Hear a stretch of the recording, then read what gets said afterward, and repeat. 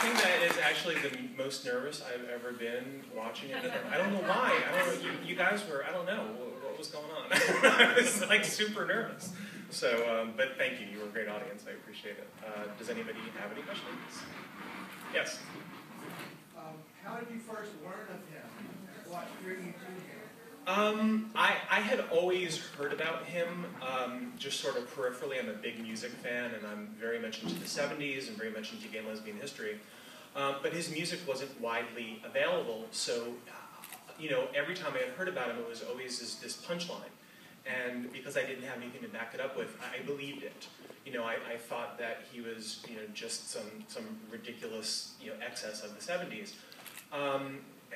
And I don't know, about 4 years ago or so, I saw that Morrissey had released a compilation CD of Jobriath's, you know, songs on his own label, and I took a chance and I bought it, and I was just blown away by the music, and I thought, wow, there actually is some talent behind this. And then I wanted to know everything, and the more that I started to learn about his story, the more and more obsessed I became. And I've never thought about ever doing a documentary. I did a narrative feature about 10 years ago that was released called 24 Nights, and I was actually working on another narrative at the time, and the funding had fallen through.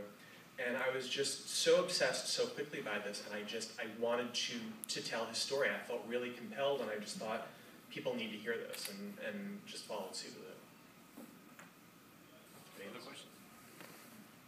Couple of angles I have on. First of all, it reminded me a little bit of the Know Me song. I assume you're very familiar with that one. I've seen it. Mm-hmm. Okay. And I really did enjoy the film immensely. And I have to confess, I am a huge Scissor Sisters groupie, so what do I have to do to get contact information?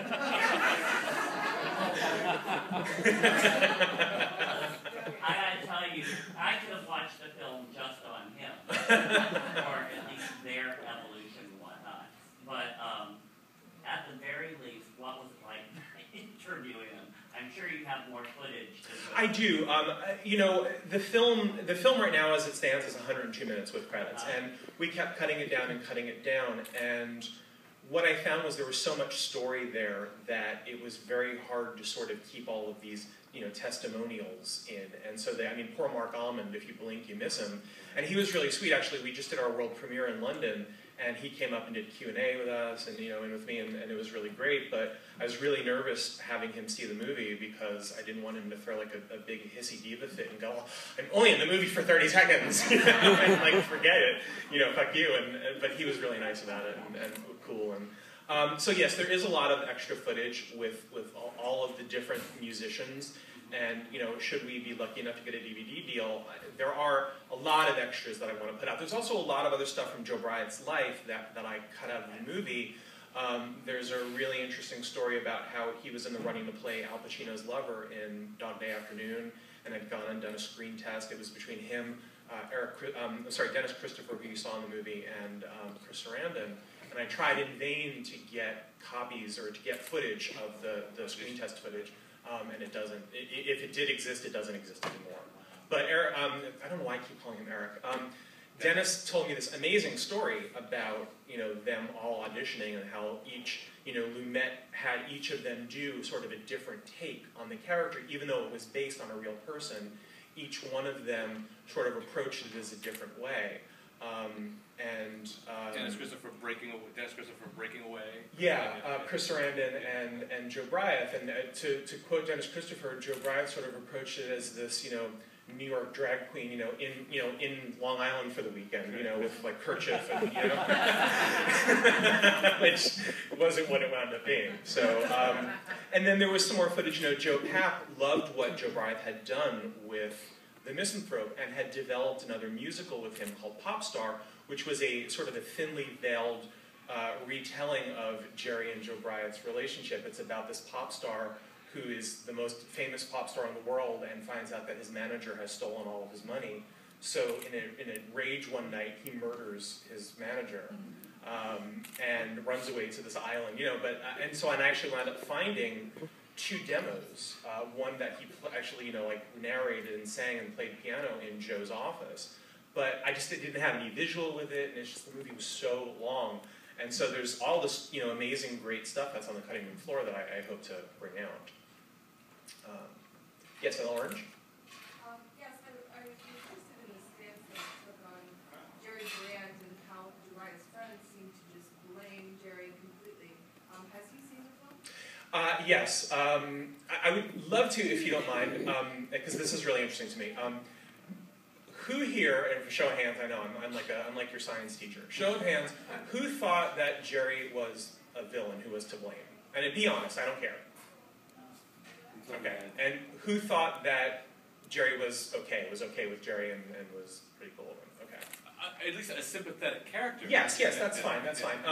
First, I do want to say one thing. If you really like the movie and you are interested in Jerry, he's coming. He will be here Wednesday night, and he will be doing a Q&A with me after the show. So, I know, sorry. Hey, buy another ticket. What do you want me to tell you? Are you sure that was Jerry in the movie and not Al Pacino? That's what I See, I thought it was Walken, but my cameraman kept calling him Pacino, and so he started doing the hoo-ah from whatever that movie is. Scent Woman. And I was getting irritated with him because he would stop and he would tell me like these bullshit stories, and I would call him on it, and it was getting very tense the first day. And every time, he would try to lighten the mood with the hoo-ah, and like by 4 hours in, we were so tired of his hoo-ahs, we were, because you saw the size of the apartment. There wasn't even enough room in that place for my entire crew, and there's only 3 of us. So it was really small. Anyway, I'm sorry, I completely verged off of your question. When I went, yes, he has seen it. He saw it last week. We have not yet talked about it. It's probably going to happen tomorrow. We're going to chat about it. But I have been told that he's okay with it. He's fine with it. When I approached everybody, I was very surprised to see, just how much everybody did blame him. There were maybe 1 or 2 people who were actually sort of pro-Jerry, but the party line was, Jerry's the devil. And going into it, my point of view was, it's not that easy. There are so many things that came together to create this perfect storm of failure for Jobriath. And I think to point the finger at Jerry is just so reductive, and it's easy to make him a scapegoat. Did he make mistakes? Absolutely. Did he do a lot of stuff wrong? Yes. Did he mean to, or did he do it maliciously? I don't believe so. I think he really saw that this was going to be something, a cash cow. Yes, he saw talent, but yes, he also saw money. And he did it, he approached it the best way that he possibly could. He made so many mistakes. I mean, just sort of, misinterpreting what the cultural frisson was at that time, thinking that gay was going to explode, and it didn't. And I think it's very telling that until Adam Lambert came along in 2009, there had not been another openly gay pop star in America who had come out at the beginning of their career. I'm talking a mainstream pop star. I'm not talking Ricky Martin, who after nobody gave a shit, came out because he had a book to sell, or Jake Shears or Rufus Wainwright, who, by their own admission, are niche artists. They're not hitting the top of the charts. 36 years from Jobriath to Adam Lambert with no one. I mean, not even Boy George came out when he was well known. He was skirting the issue. And I think that's incredibly telling. So for somebody to come out and do that in 1973, and for Jerry to exploit that, that's incredibly brave and stupid. I mean, really stupid. But when I sat down and interviewed Jerry, he didn't do himself any favors. He was very blunt, and there's nothing in there that is manipulated. I mean, everything he said, he meant, and I didn't, bait and switch anything or anything like that. And I did catch him in certain lies, and I would challenge him about it, because there were these interviews that I brought up that, where he talked about how he and Jobriath, had met, and they had fallen in love, and they had sex, and, Jerry's straight, and they did not have any kind of romantic or sexual relationship. Was there any kind of a latent sort of longing on Jerry's part? Possibly. I wasn't going to hammer him about it. Either he was going to tell me there was, or he was going to tell me there wasn't. He told me there wasn't. I chose to believe it, and I do believe it. But he's a huckster. I mean, he really is, and I don't think that he even recognizes some of the things that he did wrong as doing wrong. When he says, I wanted to be famous too, was that an aha moment for you? I mean, was this a great moment of him saying, hey, I wanted this too? Absolutely. Absolutely. I always kind of, because you look at all of the press, all of the magazine articles, and it's like Jobriath says nothing at all. And that interview footage that we found, there's 20 minutes of it, and it's all Jerry. It's barely any of Jobriath, and I was so happy to find that footage. It was a complete accident. We found it really towards the end of editing. We were told that it was live footage of him playing at the Troubadour, and when I got it, I almost fell on the floor. I was so excited. My editor and I were like little girls, like squealing, in front of the computer screen. But I don't know what to say about Jerry, except that he's a very complicated person. I like him. I think that I'm on his side, and I think here's what I think.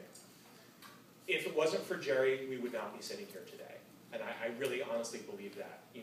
Jobriath may have done something, but we would not remember who he was, and he would not have made the impact that he made. He would not have broken the ground that he had broken. So I think that you have to give Jerry some kind of credit for that. Yes. I have so many questions. The film is fantastic. Thank you. So fantastic. Thank you. Staying on Jerry, do you think that he has any idea of how he's perceived by these other people from Jobriath's life, or is he in a delusional state that he is loved? No, he is absolutely not in a delusional stage. And we talked about it a lot too, because I interviewed him. I did interviews on and off for about 2.5 years, because it was hard to find certain people, and I had to put private investigators on a couple of people.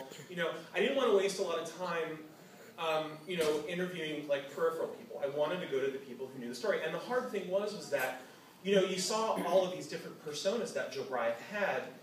When he would adopt a new persona, he dropped everything, and that meant everybody in his life. And so he would interview one person, and they would only know about one section. And so I interviewed like close to 75 people, and that's why it took so long. It's like, when am I going to get the full story out? But no, I had interviewed people for almost a year before I went to Jerry, so I was armed with all of the stuff, and I talked very frankly about it and said, this person said this, and this person said that, and we brought up the story about him squandering the advance for the second album. And I asked him point blank, I said, I've heard about this, he goes, what advance? There was no advance. We never got an advance for the second album. The goddamn day after I got home from interviewing him, I get a call from Jack Holtzman at Elektra. I finally found the contract. So he's reading me the contract over the phone, and he goes, oh, there's an addendum. The advance for the second album had been reduced from 50 to 40,000, so there was an advance. Do you think that money went to those clubs, or what do you think? Here's what I think. Here's what I think. I think that, yes, it probably did, but I also do know that Jerry put a lot of his own money in and raised a lot of money otherwise for Jobriath to help finance all of these follies, including the Paris Opera House show. So, was Jerry entitled to use that money? No. But did Jerry go above and beyond, what Elektra had given him? Absolutely. So, I know there was somebody else over here. One more question. No? Okay. Mine is, at the end, they talk about the fact that his father basically went in and they torched the apartment, essentially. And so, I was wondering, as you met some of the people at the end of his life that did have access, if there's any chance you uncovered lost work. Music, and that's about it. Like I said, I found a couple of demo tapes. There was one that I thought was the score to Sunday Brunch. I was really excited. But it's this awful, early 80s kind of sub-Carol Bayer Sager, Alan and Marilyn Bergman type easy listening songs that I would not want anybody to hear. And we're going to keep them buried. But there's some great stuff on Popstar, which is later on, that I would love to try when we do a soundtrack deal to put some of the lost stuff out. But no, he really did destroy everything. And in fact, Jobriath's half-brother, who interviewed for the movie, said that he went to Jobriath's father and said, I want the diary that he took, because I really want to know more about my brother, because they were 13 years apart, and there were times where they did spend together, but there was a lot of period of time. And I know that you didn't get it from the film, but his younger brother is also gay. And that is like a story in and of itself, just about him and his relationship with his mother and his brother, but it really sort of, diverged from the story at hand. And the father told him that after he had read the diary, he destroyed it. So, yeah, there's nothing, which is just heartbreaking. I mean, it just really is. All right, well, thank you so much. Thank you. Thank you all for coming. I appreciate it.